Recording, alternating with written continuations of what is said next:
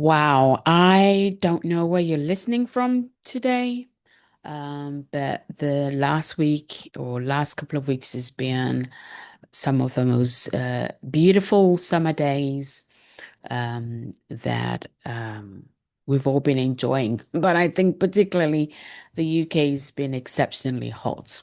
However, the gardens look beautiful. So I have a question for you. And although it's been quite hot here and pe many people have been working from home, so I've had the opportunity of speaking to a lot of leaders and realized that like there's a question that some have been avoiding. But for you, our wonderful listeners, so back in March, we started the new series, the Now Woman series. And part of the, I would say, call or the invitation was for each and every one of us to be all in. And I'm sure that if you listen to any of the episodes since March, you would at some point have said, yeah, absolutely, I'm all in. Probably even meant it, felt it. So here is the honest question. What has actually changed since then? And I don't mean the things that you've hoped for, or things that, maybe even posted about, for example, or written in your journal or your diary. I mean, what has actually changed in how you lead, how you're making decisions, and who you are or who you've become or who you are becoming when the day gets hard. And unfortunately, this episode is not here to motivate you, but it's actually one that my hope and my heart and intention is that would help all of us, myself included, to have a very honest audit. So I'm sitting in it with you as well because I've had to ask myself the same questions because we're in the halfway mark. Today is the 30th of June. So hopefully you're going to sit in it as well and have this honest audit.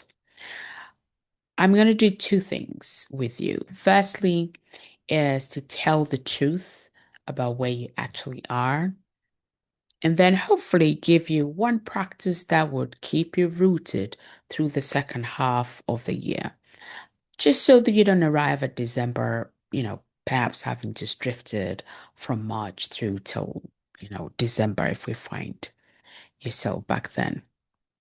And by the end, hopefully you will know exactly where you stand. You'll have a way to hold, your ground and have the desire to really have this, inward honest audit. So let's get into it. Now, the midpoint as a leader, really, and I think for most people, could be used as the halfway mark, perhaps to feel inspired again. Um, but for those of you in leadership and for those of us who are leading, really, the halfway mark should be used to assess honestly and, return back to your center, if you will. What is it? What do I mean by halfway mark? Well, it's a deliberate pause to measure the gap between what you said perhaps at the beginning of the year or in this context, March, and how you've actually been since then. But what it's not, and I want to be really clear on that, what it's not is not a guilt session. And it's not a fresh burst of, wow, I'm excited, I'm inspired. That usually tends to wait by Friday. So here's what I've come to know, and definitely with the opportunities that I've had to work with and serve many different leaders, is that number one, tell the truth about where you are and then reroute in who you are, right? To assess something without readjusting or rerouting is just going to lead to discouragement. And why it really matters is because as a leader, you And women particularly, you would face a steady stream of voices that may be trying to tell you who to be. So without that practice of, coming back to this is the vision, this is the goal, it's easy to drift perhaps to the loudest voice. And also, it's very easy to call that drift or even think of it as normal. Now, I've shared this story many, many times, talk about, two trees that, experience the same storm, one that has really thick, impressive trunk, but, the roots are a little bit shallow. And it looks, strong in every sense of the word. But then when the storms come, then it falls, it breaks. The other two might look ordinary above ground, but then where the roots run much, much deeper, it can bend, it can sway, but it just stays. And leadership rewards, I would say, the visible trunk, if you think of the tree. But to have resilience, to really have resilience, it's built underground. If you think about the tree analogy, it's built, underground in the roots where like you don't actually see anything. And your roots are your daily practice of remembering who you are. You can't grow roots in the middle of a storm. You grow them now. You grow them when there isn't a storm, perhaps maybe at this calm midpoint, so that the second half of the year can not knock you over. An honest audit only helps you if you have a fixed point to measure against. That fixed point is who God made you to be.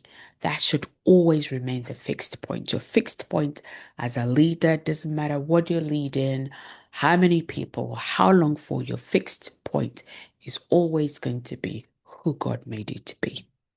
And to remember who God made you to be is not something to be nostalgic about. It's actually a command that He's given us precisely because forgetting it is so easy when you're under pressure. It's so easy to forget who God has made you to be. So if we consider Isaiah 46:9, it says, remember, earnestly remember the former things that I did of old, for I'm God, and there's no one else. I'm God, and there's none like me. So we have to, remember who God is, who He's called us to be, and also the fact that there's nobody else created like us, right? There's nobody else. That's why when you take your thumbprint, even if you're twins, your thumbprint only belongs to you. It's your unique design, your unique imprint that nobody else in the world has. So, what can be at stake when you ignore the fact that God has made you precisely to be who He's called you to be, right? When you ignore that, you can measure the second half of the year perhaps against your last bad week instead of the identity that God has given you. And then you lower the standard. You lower the standard. Or maybe personally, you can become anxious, you can become reactive, or maybe professionally, your team might also feel the wobble because it's not impossible to tell when a leader's having a wobble, right? Now, if we think about practicing, building our roots. If you think about pilots and the emergency teams, they rehearse the same drills over and over and over and over again, long perhaps before any crisis comes. And not because they're expecting to hit crisis, but it's like they have to be prepared so that when that happens, they're prepared, they're equipped, they're ready, and they know how to deal with it. If we think back to 2009, Captain Chelsea Sullenberger, Sully, he safely landed the US Airways flight 1549 on the Hudson River. Um, after both the engines failed from a bird strike. There was 155 passengers and crew, and every one of them survived the historic Water London. It's one of those events that's widely celebrated as the miracle on the Hudson. They literally just had minutes to decide. Now, Captain Sally later said that he didn't rise to the occasion, but he fell back on decades of training and trained habits, right? The point I'm making here is the fact that under pressure, you don't usually perform at the level of your hopes, but you perform at the level of your practice, at the level of how well equipped you are, at the level of the habits that you've built, right? Now, if you think of it in the halfway mark, your second half will not be carried by the intentions you set, right? At the beginning of the year or back in March, but it would be possible by the habits that you keep rehearsing right from now. So, what does it mean? Or what does this mean for you? What do I mean by this? Well, if you think of the boardroom is not where you build your foundations, right? The boardroom is where you find out whether you've built one or not. So, some thoughts for us to consider, right? Reality check, I think. Your mood follows your inbox. So a good message will lift you up, and a cold one will also sink you, perhaps for the rest of the day. The goals that you set at the beginning of the year or back in March, whatever, may have gone quiet, and maybe you've stopped mentioning them even to yourself. Maybe you make confident decisions, then quietly or quickly unpick them, perhaps, because somebody raised their eyebrows. You've been busy, but if you're honest, you can't point to what is actually different from the last 6 months. Now, this is not some form of no, it's a condemnation. It is hopefully an indicator that will help you to have the knowledge of who you are, but the fact that there's no practice of returning to who you are. And that is fixable. That is the good news. We can fix it now. I mean, if you've ever had any time with me, you'd probably heard this, me tell this story before. I love Coca-Cola. I used to drink so much that I could even count, and it's bad. Anything is bad. But the truth is, too much of anything is bad. The truth is, willpower alone sometimes is not enough to change a habit that has been going on for a long time. So I decided, sometimes I just say, hey, I'm gonna quit it all. 2, 3 days, it's all back again. So how did it change? How did I break that? It wasn't like dramatic. Of course, sometimes you can, dramatically maybe quit smoking, quit drinking, or, some addiction exited. Fine. All of those are possible. However, in my case, it was small, repeatable decisions, right? It's like, okay, I can reduce it by one can, by one can, by one can, by one can. And then eventually I've built that habit and that pattern that I can go weeks on end, months on end without having had a single can of Coca-Cola because I had to wean myself bit by bit by bit. So sometimes the quiet discomfort of choosing again and again and again every single day would happen actually before the change would show anything for it, right? But lasting change is not ever one heroic moment. It's something that you'd have to practice. You'd have to return to it over and over and over and over again until it becomes, the fullness of what you're looking for. So you want to begin to build that small practice of returning to who you are repeatedly, repeatedly, repeatedly until you build those roots that keeps you rooted and it becomes your default, right? So some tools to help us in just three simple ways. Return to who you are. Remember who God has called you to be before you react. So maybe before you open your phone, remind yourself, who does God say you are? What are you here to do? You set the tone, not your inbox, right? Maybe write it somewhere that it's easy for you to see. 3 true statements about who you are. Read them aloud, read them aloud, read them aloud, right? So that it moves from theory to here and it becomes part of your route and your default. And rehearse it over and over again. Step 1, right? Step 2, decide in advance how you're going to come back to your sentence. That is, come back to remembering this is who God has called me to be. This is who God says I am. So that when the difficult days come, you're not knocked off completely, right? Or that you're not now beginning to build your roots when you're under pressure. So if you measure the last 6 months honestly, the question I want to ask you is, are you all in, or have you been drifting and calling it busy? Question 2, whose voice have you been carrying that maybe you didn't even agree to carry? Question 3, what would change in the second half if you returned to who you are before you opened your first message every morning?